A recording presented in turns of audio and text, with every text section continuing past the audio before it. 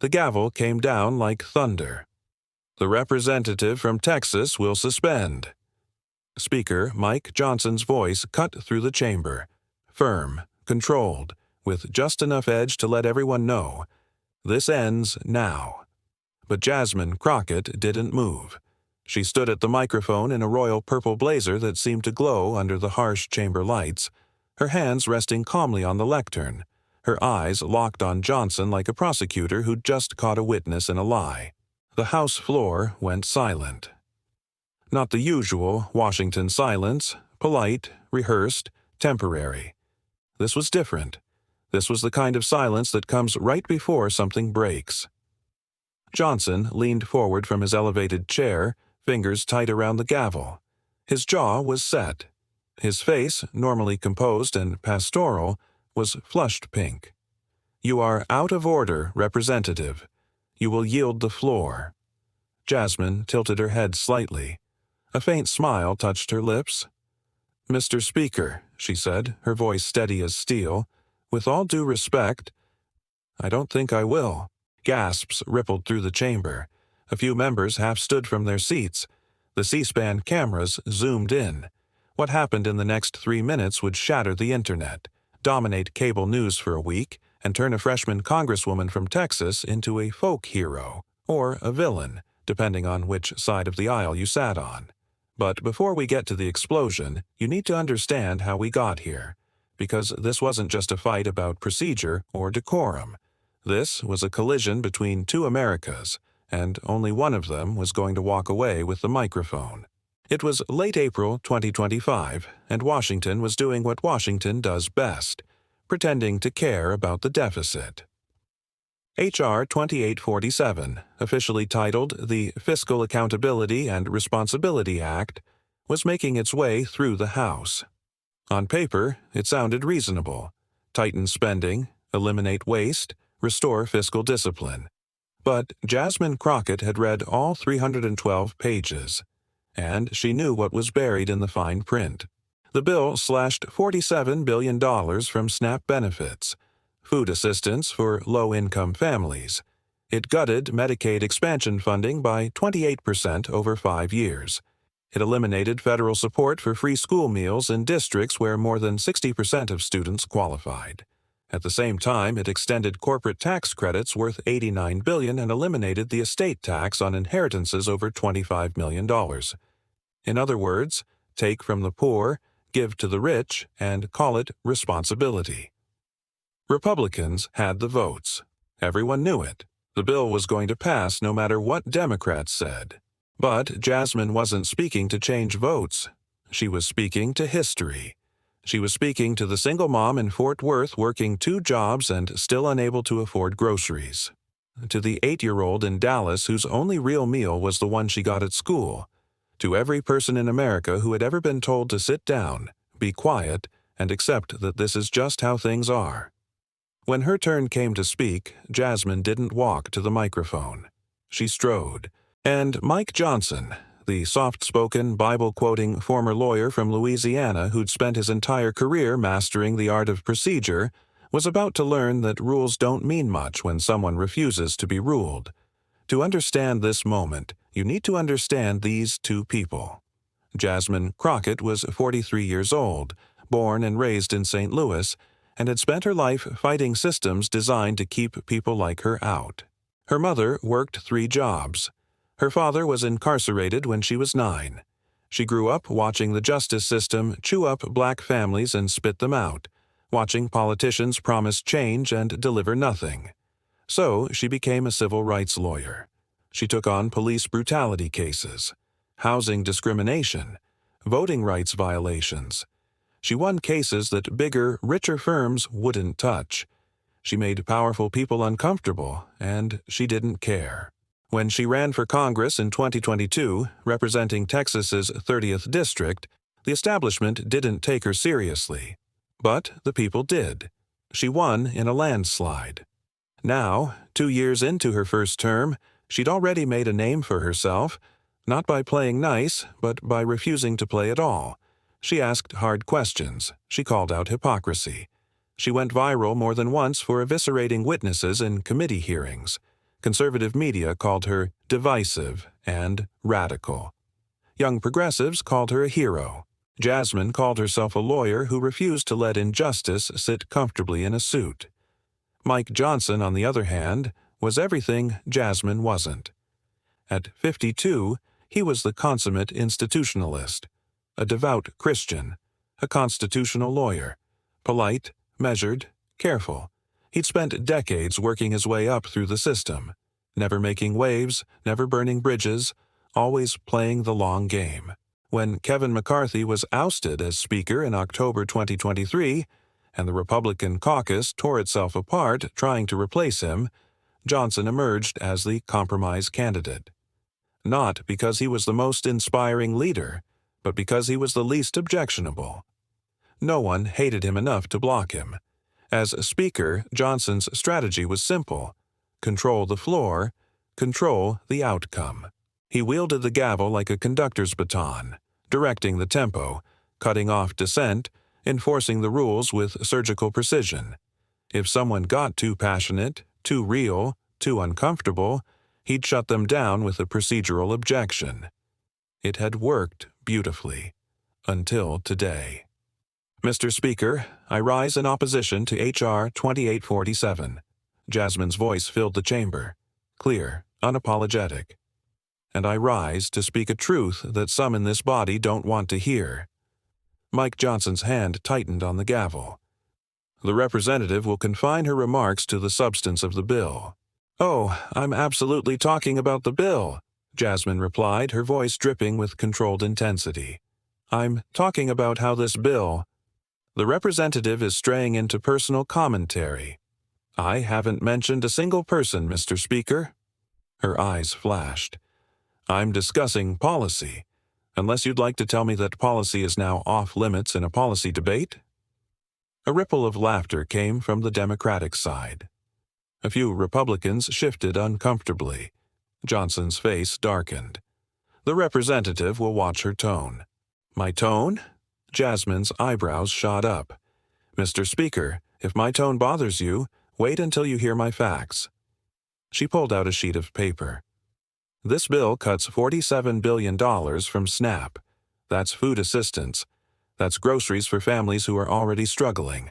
The Congressional Budget Office estimates that 3.8 million children will lose access to adequate nutrition as a direct result of this bill. Point of order. A Republican voice barked from across the aisle. The gentleman from Ohio is recognized, Johnson said quickly. Jim Jordan stood, pointing at Jasmine. The representative from Texas is engaging in fear-mongering rather than factual debate. Fear-mongering. Jasmine's voice rose. That's the CBO's analysis. That's not my opinion. That's math. The representative will... No, Mr. Speaker. Jasmine cut him off and the room went electric. I will not be silent while my colleagues pretend that starving children is fiscal responsibility. The Democratic side erupted in applause. The Republican side exploded in outrage. Johnson banged the gavel. Order! The House will come to order. But Jasmine wasn't finished. You want to talk about responsibility? Let's talk about who this bill really helps. She held up another document. Section 408 extends corporate tax credits worth $89 billion. Section 502 eliminates the estate tax on inheritances over $25 million. And Section 614, buried on page 287, creates a capital gains loophole that will save hedge funds approximately $12 billion over the next decade. She let that hang in the air. So let me make sure I understand. We don't have money to feed hungry kids, but we have $89 billion for corporations that are already posting record profits? The representative is distorting. I'm reading the bill, Mr. Speaker. If that feels like a distortion, maybe the problem isn't my reading. Maybe it's your writing. The chamber detonated. Democrats were on their feet, roaring approval. Republicans were shouting over each other. Staffers scrambled. The sergeant-at-arms looked like he wanted to disappear. Mike Johnson stood up, a rare move for a speaker, and his voice boomed through the speakers. The representative from Texas is out of order. You will yield the floor immediately or face removal. Jasmine stood perfectly still. The chaos swirled around her like a hurricane, but she was the eye of the storm. She looked up at Johnson. Then she looked directly into the C-SPAN camera. And she smiled. "Mr. Speaker," Jasmine said, her voice suddenly calm, almost gentle, "I have a question for you." Johnson blinked. "This is not a time for... It's a simple question. I think the American people deserve an answer." She paused, letting the tension build. "Why are you so afraid of me finishing my speech?" The question landed like a grenade. Johnson's mouth opened, closed. "I am not. Because from where I'm standing, it looks like you're terrified of what I might say next. And I have to wonder, why?" The representative is grandstanding. "No, Mr. Speaker, I'm asking a legitimate procedural question." Her voice sharpened. "I was recognized. I have time remaining. And according to House Rule 17th, you cannot remove a member for the content of their speech unless it violates specific conduct rules." She tilted her head. "So, which rule have I violated?" Silence. Johnson's face was scarlet now. "You are..." "I haven't used profanity. I haven't attacked anyone personally. I haven't engaged in disorderly conduct. I've cited CBO reports, read from the legislative text, and asked questions about policy." She stepped closer to the microphone. "So I'll ask again. Which rule have I violated?" Every Democrat in the room knew what she was doing. She wasn't just defending her right to speak, she was putting Johnson on trial. And he had no good answer. The representative's tone and demeanor. "Are you seriously suggesting," Jasmine interrupted, her voice deadly quiet now, "that a black woman speaking passionately about policy is a violation of House rules?" The room went nuclear. "How dare you!" a Republican woman shrieked. "That's out of line," another voice roared. But Jasmine didn't flinch. "I didn't bring race into this. I brought facts. But if you're telling me that the same passion that's applauded in my male colleagues is somehow out of order when it comes from me, well, then maybe we need to have a conversation about whose voices are considered acceptable in this chamber." AOC was on her feet, tears streaming down her face, clapping. Ilhan Omar was shouting, "Let her speak." Rashida Tlaib was recording on her phone. Mike Johnson looked trapped. If he backed down, he looked weak.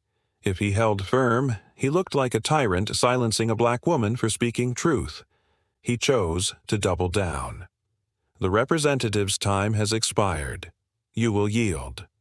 "I have 2 minutes and 40 seconds remaining," Jasmine replied, glancing at the timer. "But if you'd like to cut me off early, go ahead. The American people are watching." Johnson's hand hovered over the gavel. "Do it," Jasmine said softly. "Bang that gavel. Prove my point." For 5 excruciating seconds, no one moved. The chamber held its breath.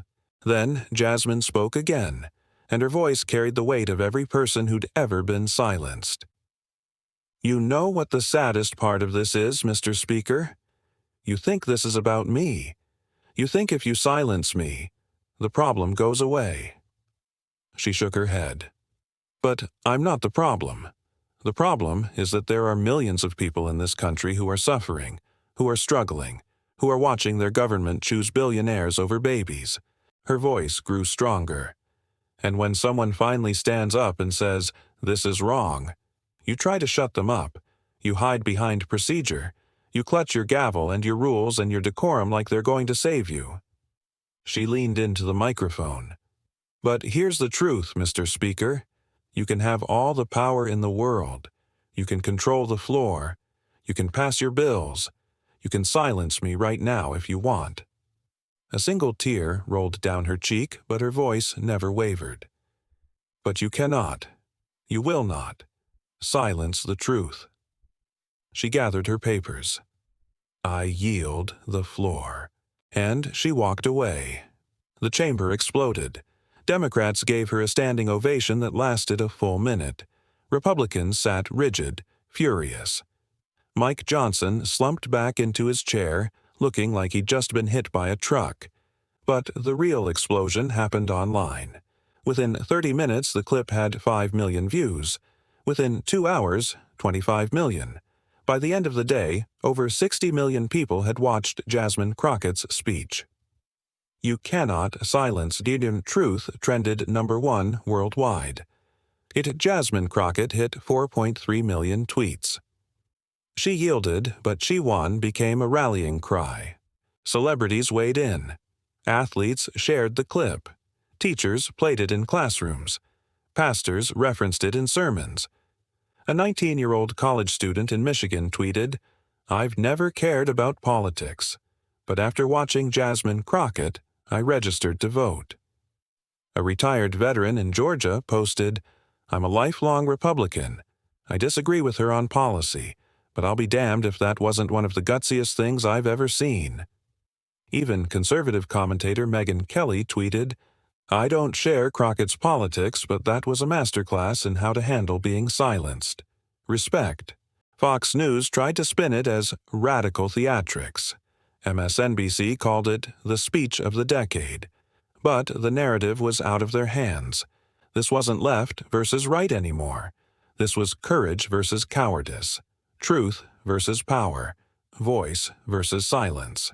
And Jasmine Crockett had just reminded an entire generation that speaking up still matters. Mike Johnson's bill passed 223-12. Republicans got their legislative win. But Jasmine got something far more valuable. She got America's attention. Within 48 hours, she'd raised $3.1 million from small donors. Her Twitter followers went from 340,000 to 2.7 million. She was invited onto every major news show. More importantly, the bill died in the Senate. Moderate Republicans in swing districts started distancing themselves from the vote. Public pressure became impossible to ignore. H.R. 2847 never became law, and it was all because one woman refused to sit down and be quiet. 3 weeks later, Jasmine sat down for an interview with 60 Minutes. "Do you regret how you handled that moment?" the interviewer asked. Jasmine smiled. "The only thing I regret is that I had to do it at all. I wish we lived in a country where speaking up for hungry kids wasn't considered radical. Some people say you were disrespectful to the speaker. And I'd say that cutting food programs while protecting billionaire tax breaks is disrespectful to the American people. So, yeah, if I had to choose between respecting Mike Johnson's feelings and respecting the families in my district, I'll choose my families every single time." She leaned forward. "Here's what people need to understand. Power doesn't give itself up. It doesn't listen because you ask nicely. Power listens when you make it uncomfortable to ignore you. And that's what you did? That's what I'll keep doing. Because every time they try to silence someone speaking for the voiceless, they prove exactly why we need to speak louder." The story of Jasmine Crockett versus Mike Johnson isn't really about them. It's about every person who's ever been told to sit down, be quiet, know your place. It's about the choice we all face. Do we accept the way things are, or do we fight for the way things should be? It's about understanding that change doesn't come from people who follow the rules. It comes from people who are brave enough to break them when the rules themselves are unjust. Mike Johnson had the gavel. He had the votes. He had the power. But Jasmine Crockett had something more dangerous. She had the truth, the courage to speak it, and the refusal to be silenced. And in the end, that's what changes the world. Not power, not procedure, not decorum. If this story moved you, don't let it end here. Share it. Talk about it. And the next time you see injustice, ask yourself, what would Jasmine do? Then do it. Because you may not have a microphone in Congress, but you have a voice in your life, your community, your world. And the only way we lose is if we choose silence. And truth, spoken loudly enough, always wins. If this story inspired you, like this video, share it with someone who needs to hear it, and subscribe so you never miss these moments when courage changes everything. Drop a comment below. Do you think more politicians should speak like this?